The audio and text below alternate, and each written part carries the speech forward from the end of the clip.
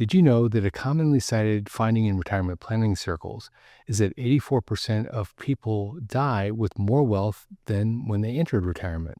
Yet people rank the fear of running out of money in retirement higher, on average, than the fear of death itself. Next, I'm going to show you why, and also show you why people should stop worrying about this. Holy Schmidt! There's a study called Retirees Spend Lifetime Income Not Savings, which comes from David Blanchett and Michael Fink. David Blanchett and Michael Fink are highly respected in the area of retirement research. Their study showed that a typical 65-year-old retired couple in America withdraws 2.1% from their portfolio in a given year. Someone who's single withdraws 1.9%. Now, the number of people who've heard their entire adult life is 4%. That's the amount that you could withdraw every year, plus inflation, and be confident that you have 30 years of cash flow available from your investments. Yet people are withdrawing about half of that. And the data is public, and the data pool isn't some obscure pool. It's 20,000 people over the age of 50. And it's supported by Social Security and the National Institute on Aging. Anybody can check the work, and a lot of people have. And age 65 is important here. These are the go-go years. These are when your knees still work properly. This is when your passport still gets used. This is the stretch where spending is supposed to peak in retirement, yet they're not doing it. And the order of magnitude is significant. On a $500,000 portfolio, 2.1% is $10,500 a year.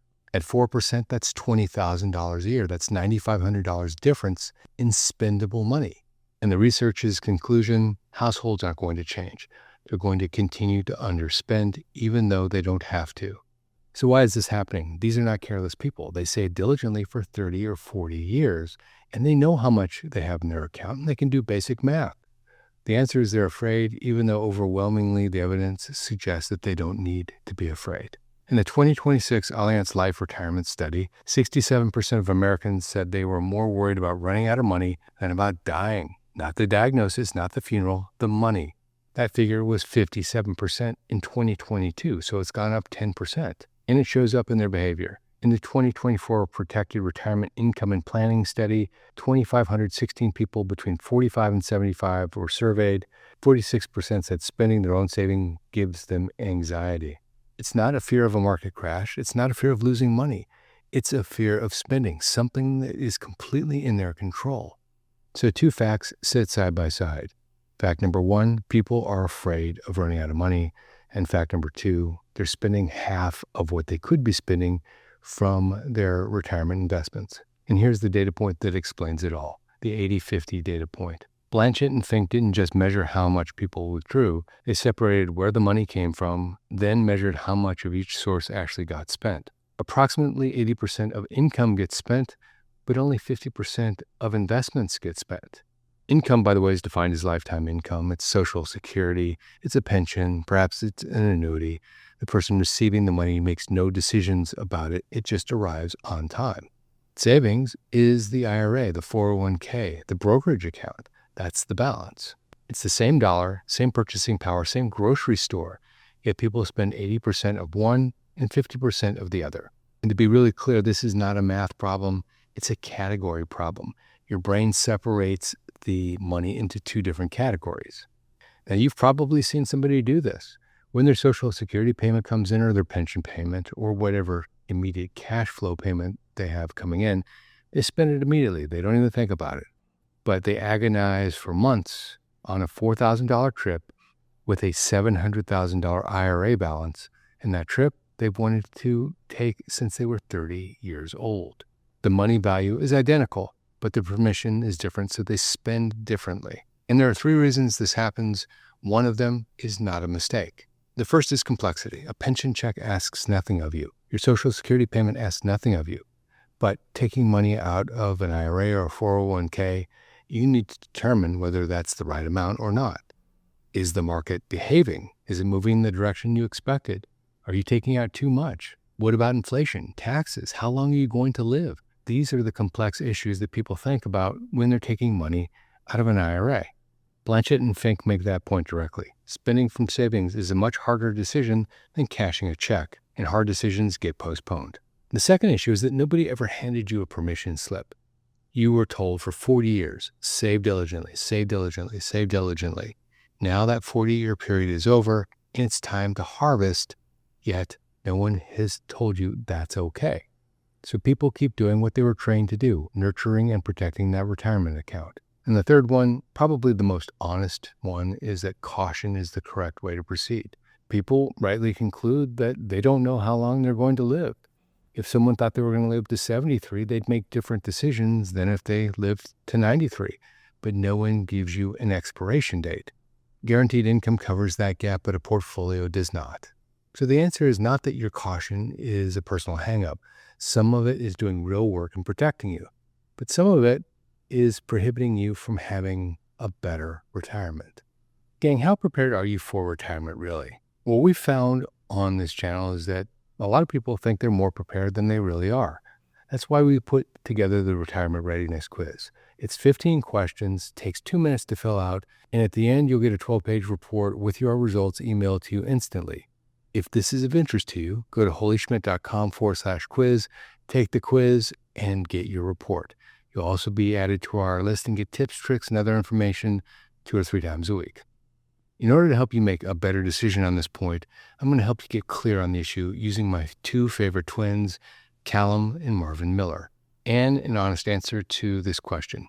What is your income floor? How much of your life is already covered by income that arrives whether or not the market cooperates? If you answer that, you'll have a much more solid foundation on how to proceed.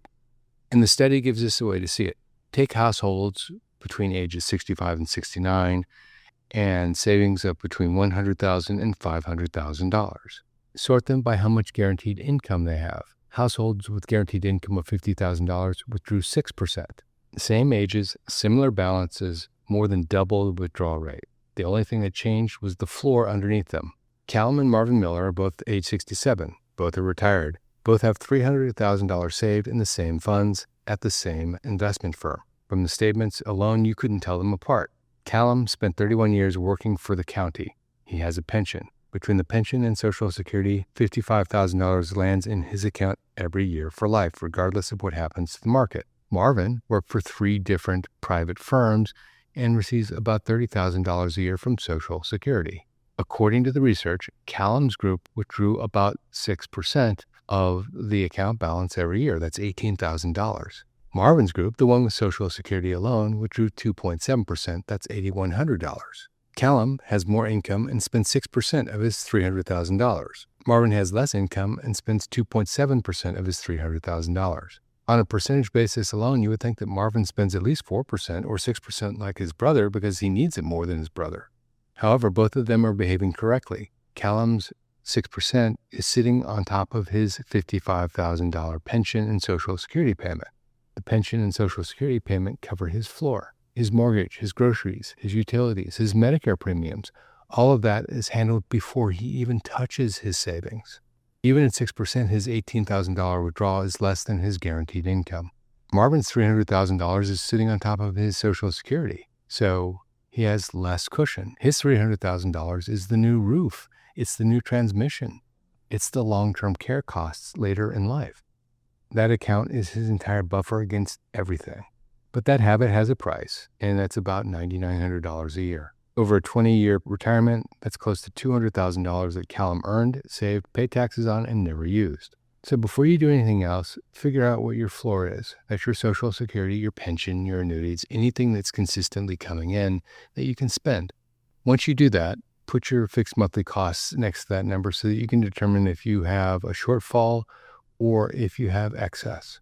If your floor isn't even close, then you're in Marvin's situation, and it would be bad advice for me to tell you to spend more. Your instincts might be right, and job one here is definitely to raise your income floor. 2 men, same balance, opposite correct answers. Find out which twin you are before you decide the fear is irrational. Now here's something strange, and once you see it, you can't unsee it. There's one moment in time where Americans reliably start spending more, and it's not their choice. It's called a required minimum distribution. Blanchett and Fink found that once required minimum distribution rules force money out of a qualified account, retirees increase the rate at which they spend from that account. The rule has nothing to do with how long they'll live or what's happening in the market. Once the money has moved, it isn't savings anymore. It's income, and so it gets spent. And by the way, the dollar amount could be the same either way. The person's finances haven't changed. It's about who made the decision. The Internal Revenue Service is the one that actually gives the permission slip in this instance.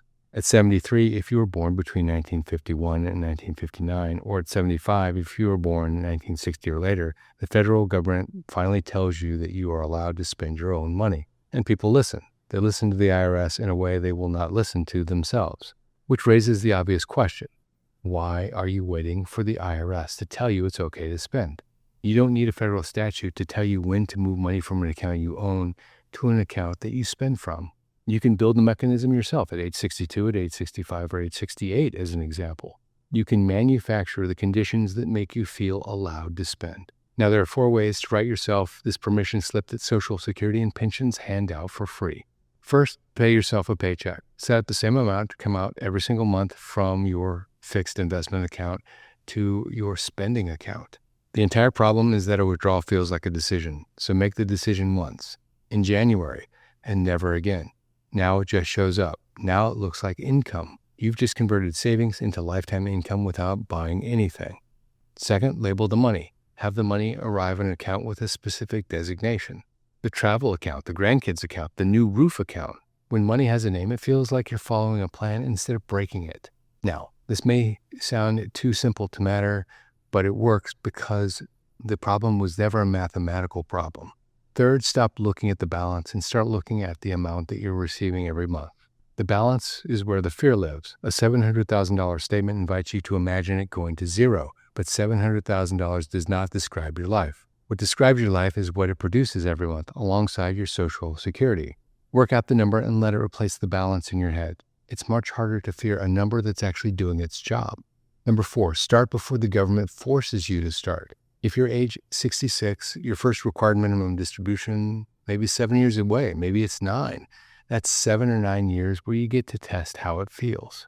Practice now. Take a withdrawal, route it to the spending account, and get used to it. Don't let the first time you deliberately draw down an IRA be a year the IRS chose for you.